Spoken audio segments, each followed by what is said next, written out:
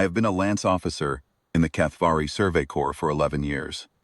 I have walked canyon floors on 9 designated worlds, 3 of them rated above Class 10. I have filled out 42 incident reports and signed my name to 6 casualty notifications. I am not easily unsettled. I tell you this because what follows will sound like the account of a creature who panicked, and I want you to understand that I did not panic. I ran because running was correct. I ran because the unit ran. I ran because the commander called the retreat, and the protocol was clear, and the decision was, by every measure I had been given, the right one. I have been telling myself that for 6 months. I am less certain of it than I was. The posting came through on a standard rotation, joint mission, Keth-Vaari Survey Corps Forward Assessment Team, with 1 human attachment. That was how the order read. 1 human attachment. Not a name. Not a rank at first. Just the designation, like a piece of equipment added to the manifest at the last moment by someone who expected it to go unused. The human arrived at the muster pad carrying a worn pack and a survey scanner that looked at least 2 models behind the current issue. She was shorter than I expected. Not slight. I had read the profiles. I understood the bone density, the cardiovascular capacity, the rest of it. But she was not physically imposing in the way you imagine when you read the classification data. She had dark hair cut close on the sides, a small scar along her jaw, and the expression of someone waiting for a transit connection to be called. Hurried, not nervous, not eager, just present. Her name was Dara Finch, Corporal Deathworld Integration Secondment, 6 years of field service. She had been to 4 other designated worlds before this one, 2 of them above Class 13. I did not know that when I met her. I found it out later, in the silence of the evac bay, reading her service record on a tablet I had no authority to access, unable to stop. Commander Keth-Vaari did not want her. He made this clear in the pre-deployment briefing without ever saying it directly, which is the Keth-Vaari way of making things clear. He said the survey corridor was rated Class 17 provisional and that the human attachment was a diplomatic concession and that he expected all unit members to maintain protocol spacing and not create additional risk vectors. He said the word attachment twice. He did not say her name. Dara was standing 2 meters to my left during this briefing. I watched her face. It did not change. She looked at the terrain map when the terrain map was on the display, and she looked at Keth-Vaari when he was speaking, and when the briefing ended, she picked up her pack and walked to the staging area without comment. I remember thinking that she had either not understood the subtext or had understood it perfectly and found it insufficient to react to. We know now which one it was. The Class 17 survey corridor ran along the base of a canyon system on a world the designation database listed as Vareth 9. The canyon walls were the color of old copper, layered and fractured, and the atmosphere had a chemical composition that put a yellow-gray haze over the middle distances so that anything beyond 200 meters looked slightly unreal.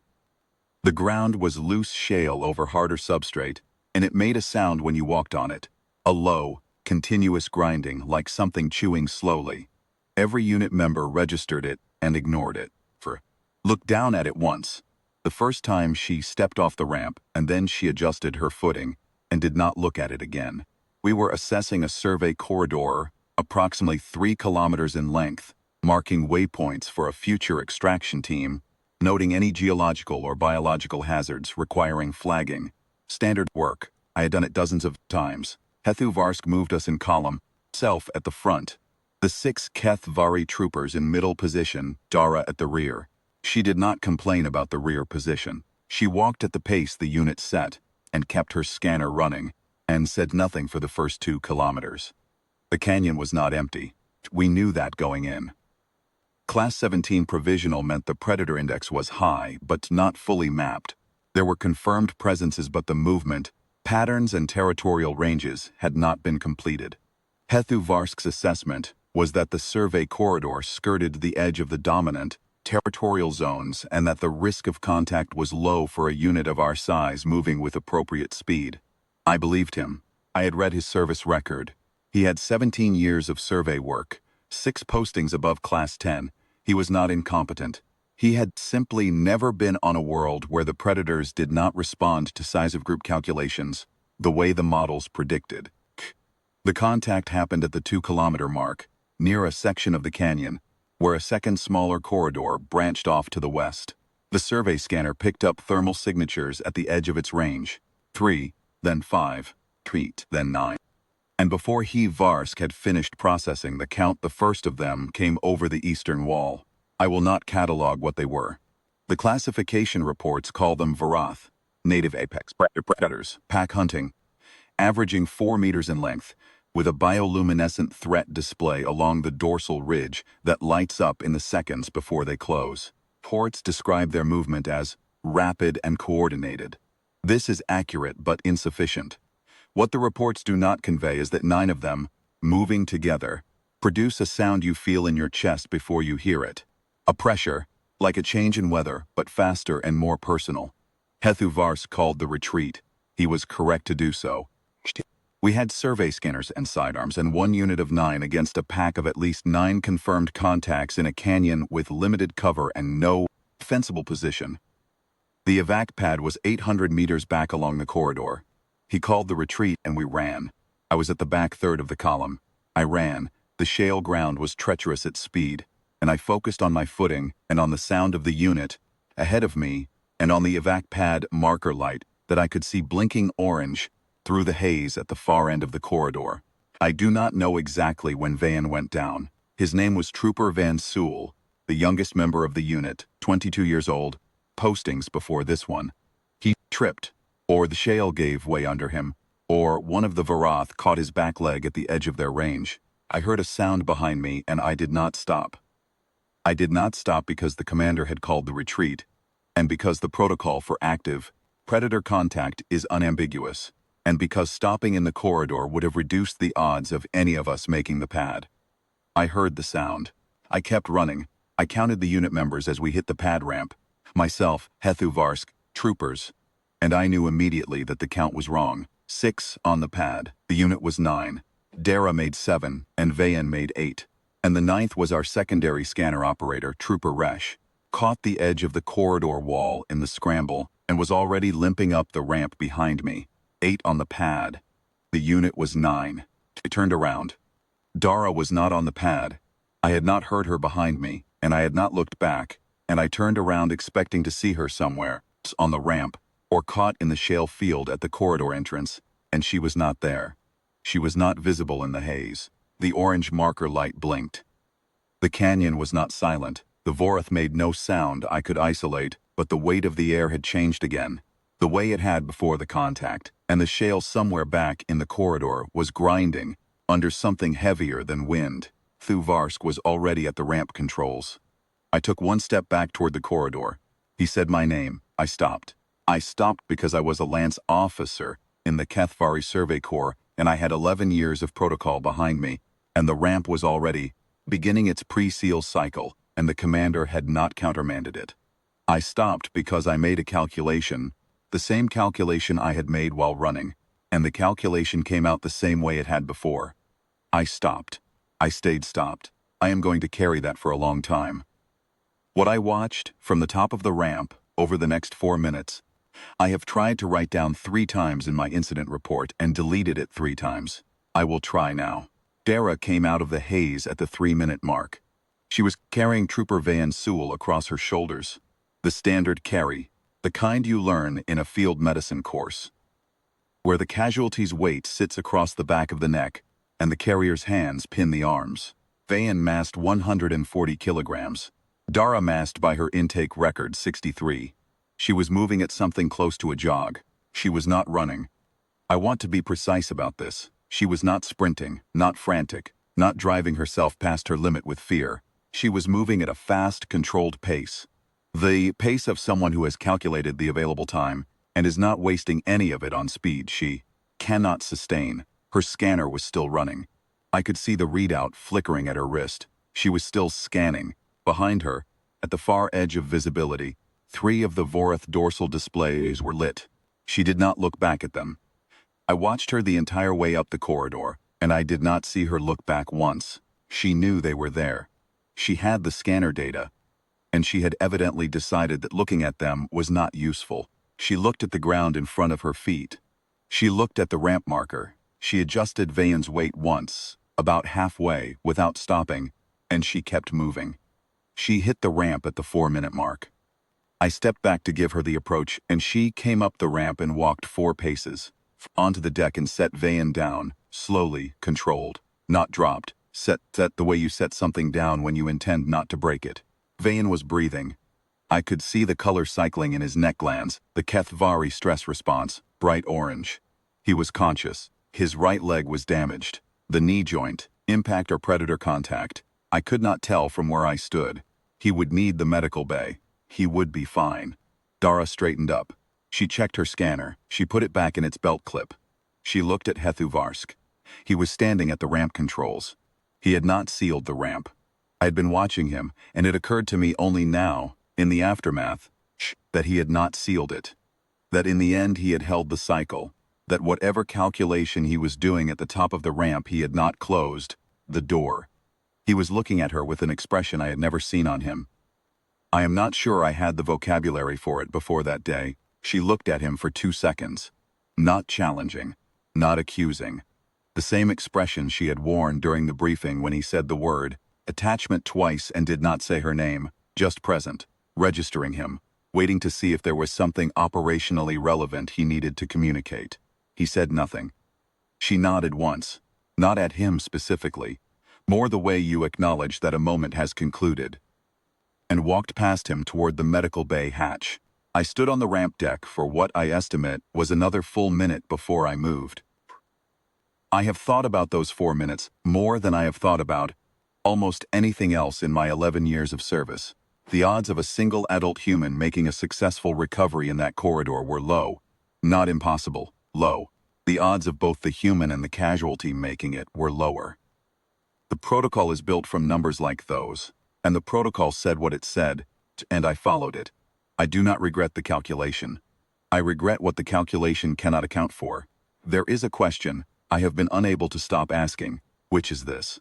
Did she do that arithmetic before she turned around? Those are numbers, the distance, the pack size, the casualty weight, the time to the ramp, the probability of contact.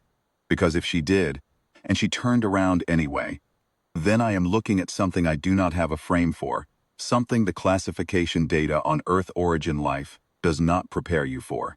And if she did not, if she simply turned around without running the numbers, without calculating her own odds, because Vayen was behind her, and she was not going to leave him there, then I am looking at something even harder to categorize. Pulled Vayen's personnel file 3 days after we got back.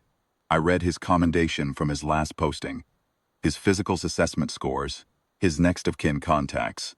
I do not know what I was looking for. I think I was trying to understand what she saw when she looked back and decided he was worth the calculation, or worth ignoring the calculation for. He was 22 years old.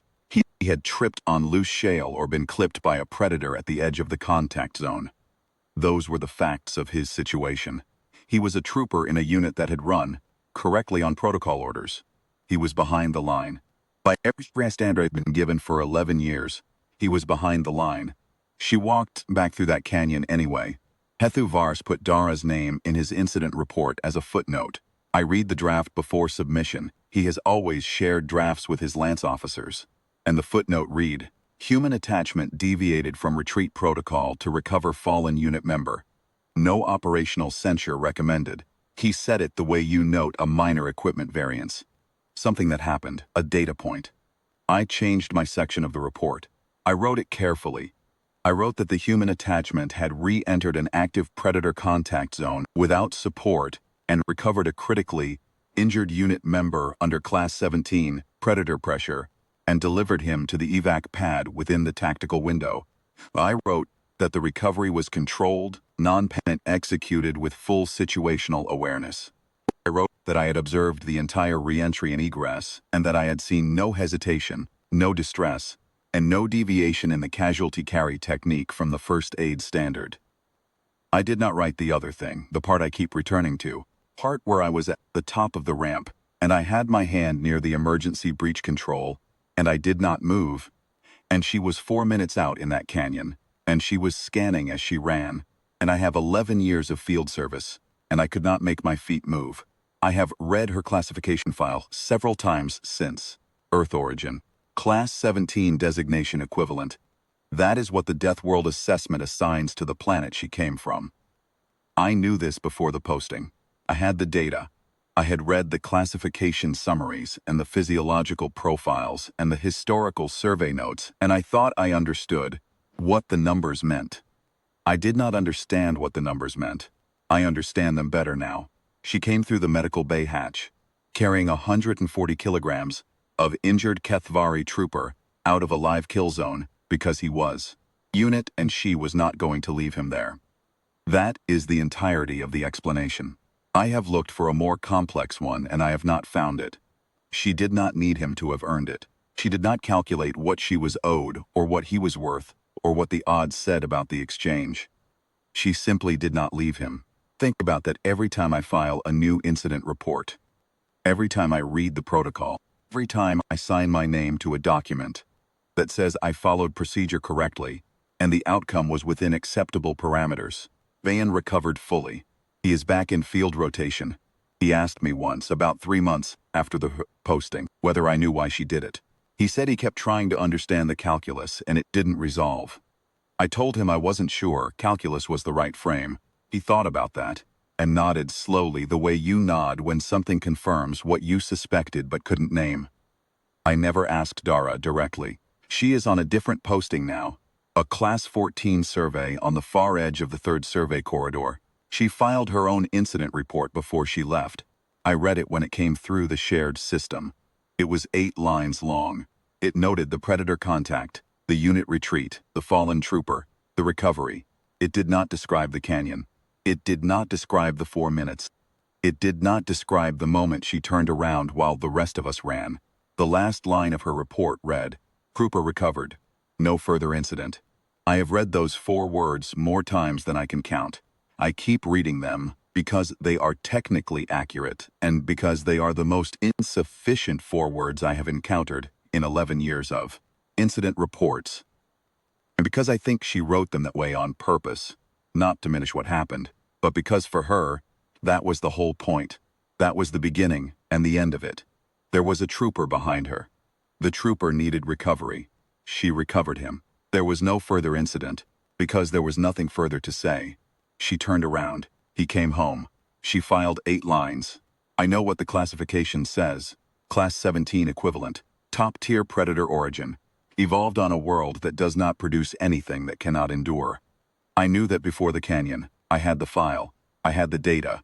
What I did not have, and what I have spent 6 months trying to put into words, is any understanding of what it means when that data walks back through a live kill zone, carrying 140 kilograms on 63, scanning as she goes, because the trooper was hers, and she was not going to leave him there. That is what the numbers actually mean. That is what no intake form has ever told me. I signed 11 years' worth of incident reports before that canyon. I will sign 11 more, and more after those. Every one of them will carry the weight of 8 lines.